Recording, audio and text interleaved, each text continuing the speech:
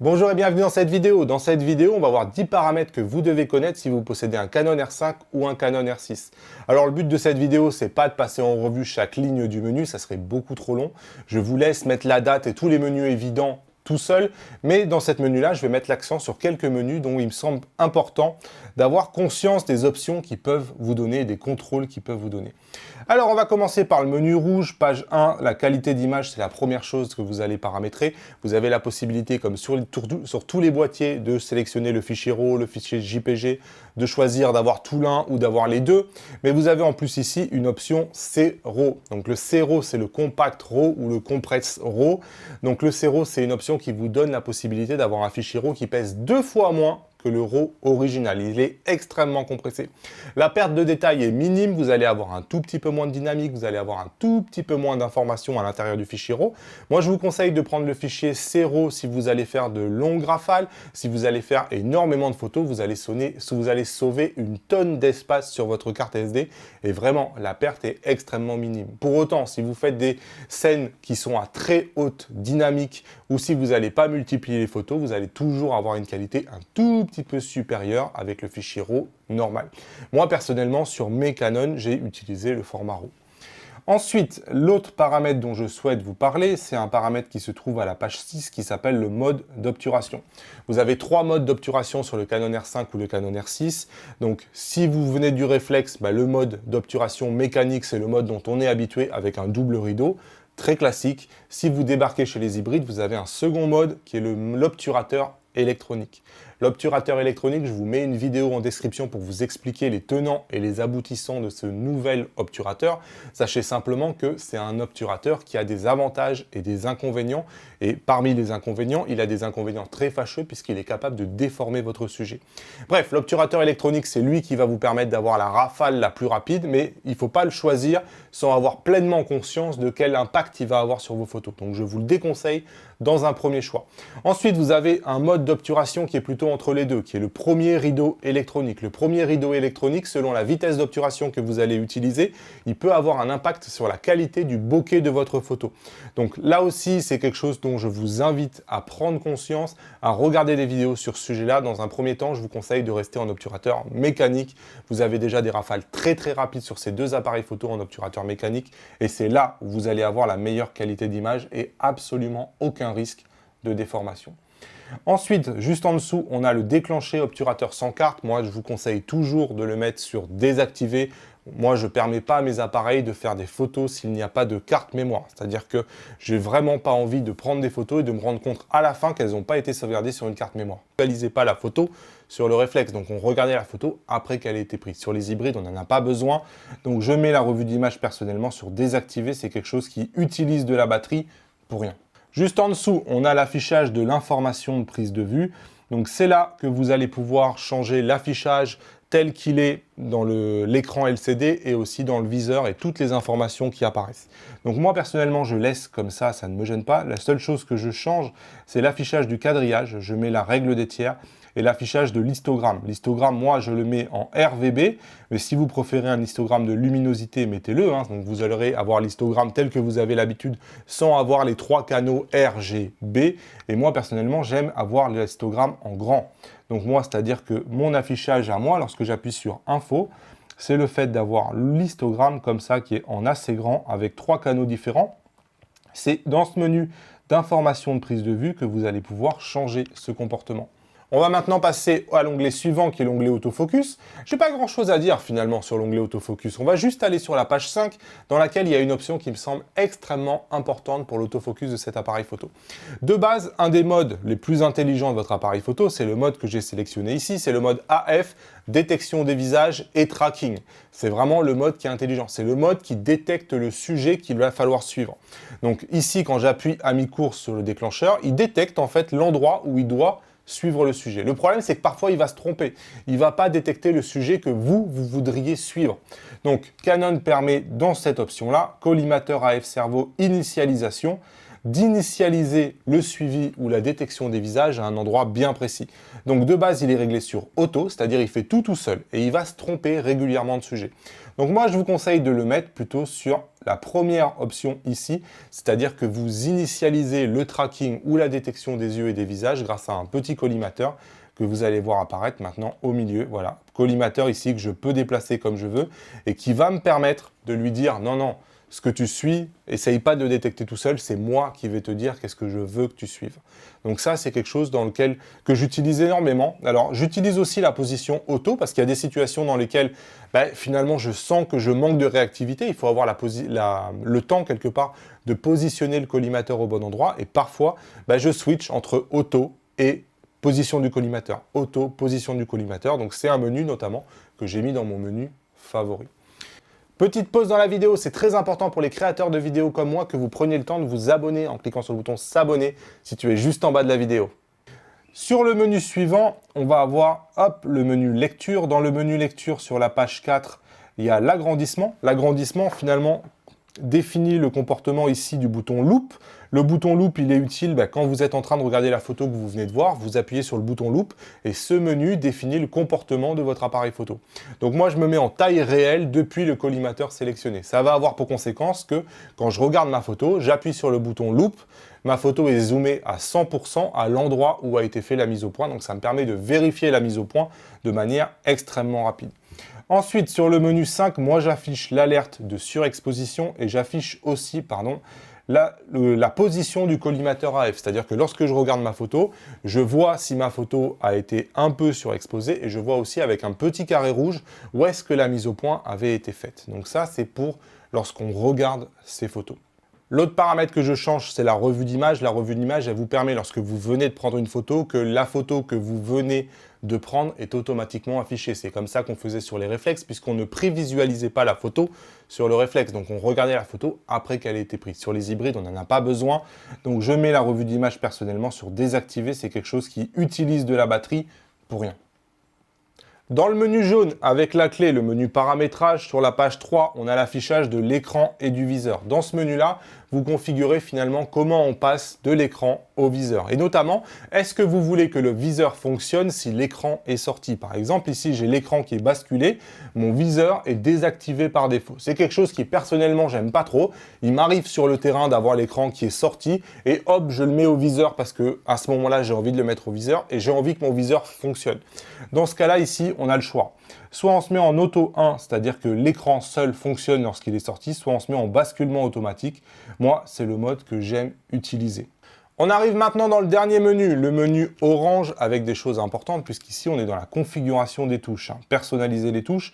Donc je vous montre moi quelle fonction j'ai activée. Donc je laisse sur l'obturateur, je n'utilise pas la méthode du bouton AF on. Donc je laisse la mesure de l'exposition aussi bien que la mise au point sur l'obturateur. Je laisse le bouton vidéo sur le bouton vidéo. Par contre, sur le menu AF on, puisque j'utilise pas le back button focus, moi j'utilise le AF off. C'est-à-dire que sur cette fonction-là, quand j'appuie sur AF on, l'autofocus s'arrête et je passe en mise au point manuelle. C'est-à-dire que c'est une fonction que j'utilise. De base, je me dis que je suis en permanence en AFC, donc en AF cerveau chez Canon. Et lorsque l'AF cerveau ne marche pas ou que je veux figer ma mise au point, j'appuie sur ce bouton-là pour que la mise au point ne change plus ou pouvoir faire la mise au point manuellement. Moi, c'est comme ça que j'aime fonctionner avec tous mes appareils photo. Sur l'étoile, j'utilise tout simplement la mémorisation d'exposition sans parler d'autofocus. Sur la touche ici qui permet normalement de changer le mode d'autofocus, je lui mets le mode correction d'exposition, c'est-à-dire que j'ai la possibilité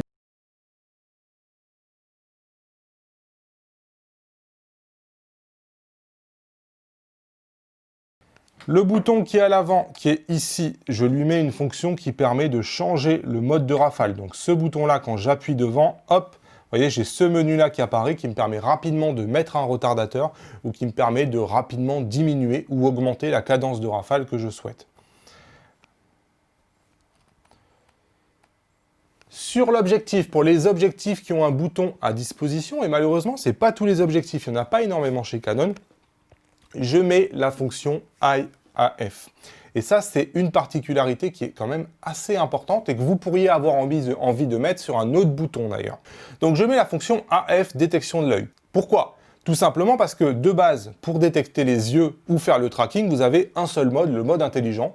Donc c'est le tout premier mode et vous n'avez pas la possibilité de travailler avec d'autres collimateurs. Par exemple, moi j'aime beaucoup travailler avec des petites zones, comme c'est le cas ici à l'écran. Je ne peux pas avoir la détection des yeux avec la petite zone. Je n'ai pas la possibilité.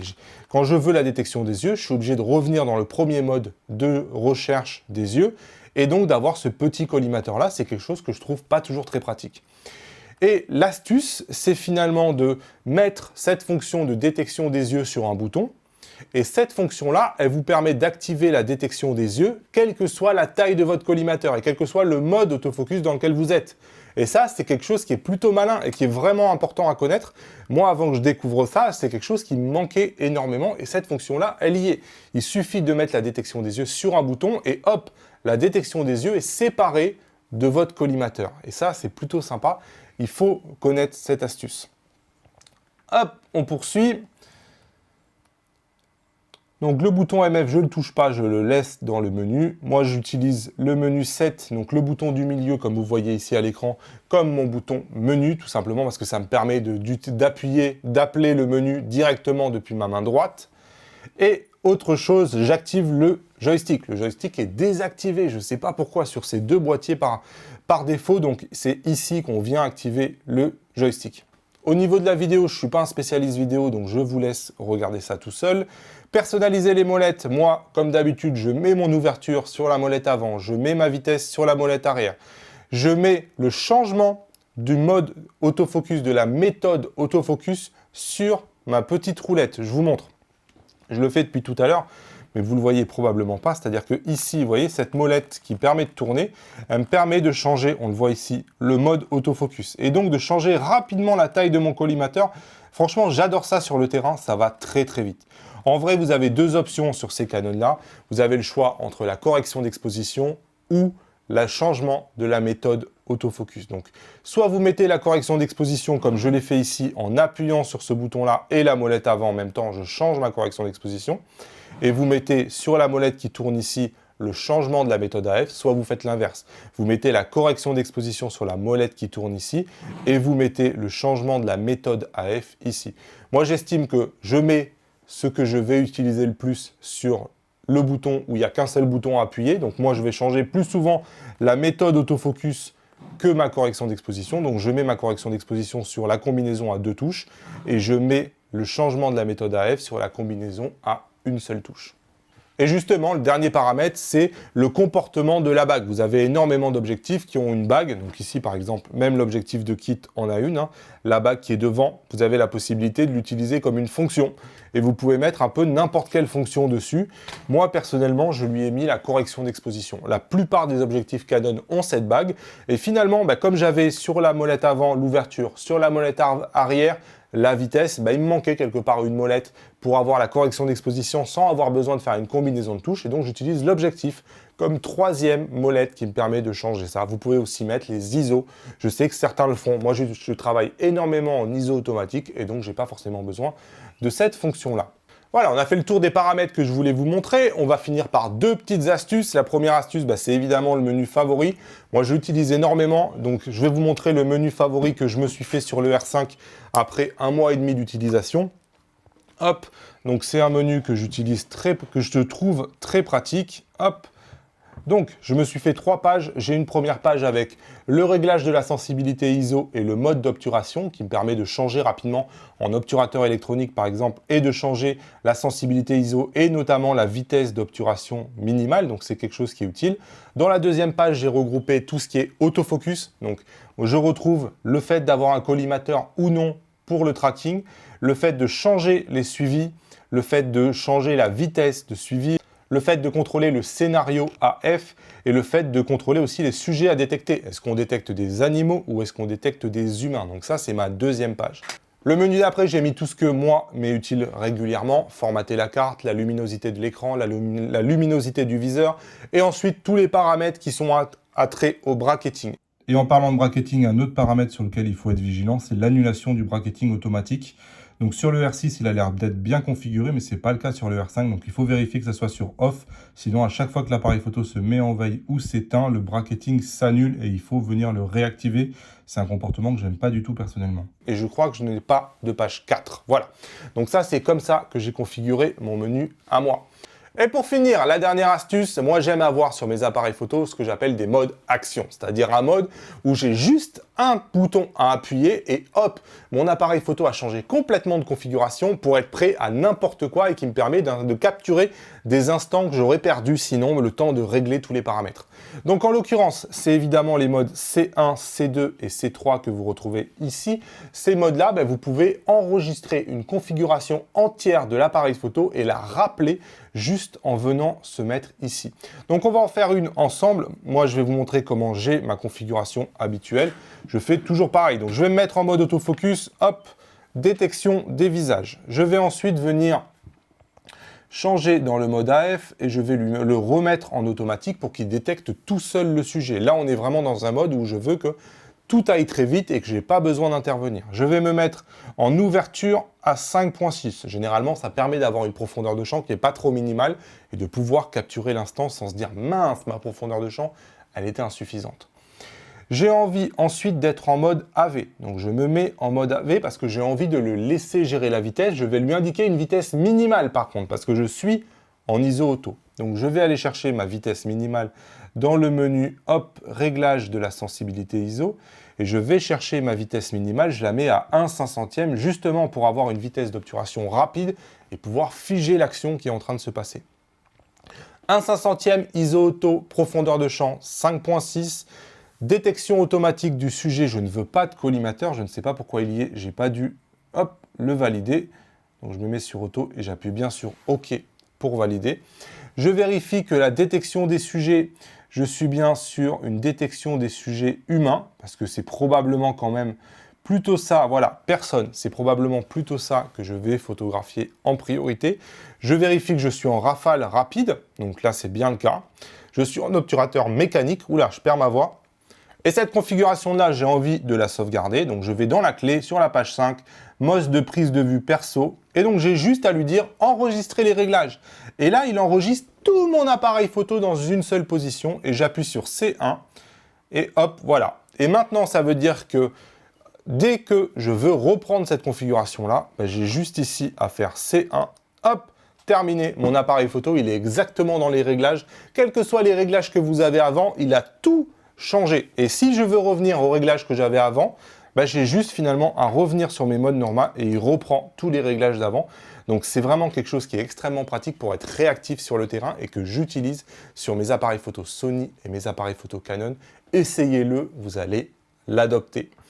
Voilà pour cette configuration des paramètres à connaître sur votre Canon R5 et votre Canon R6. J'espère que ça n'a pas été trop long, j'espère que vous avez appris des choses. Si c'est le cas, vous pouvez rejoindre le groupe Facebook Canon EOS R qui concerne toute la monture RF, donc aussi bien les full frame que peut-être les APS-C un jour qui vont venir sur cette monture-là. Si vous avez des commentaires à propos de tout ce que je viens de dire ou des questions, ça se passe dans la section commentaires juste en bas. N'oubliez pas de vous abonner à la chaîne en cliquant sur le bouton s'abonner. N'oubliez pas aussi d'appuyer sur les petits pouces vers le haut. Et moi, je vous dis à bientôt dans une nouvelle vidéo. Salut!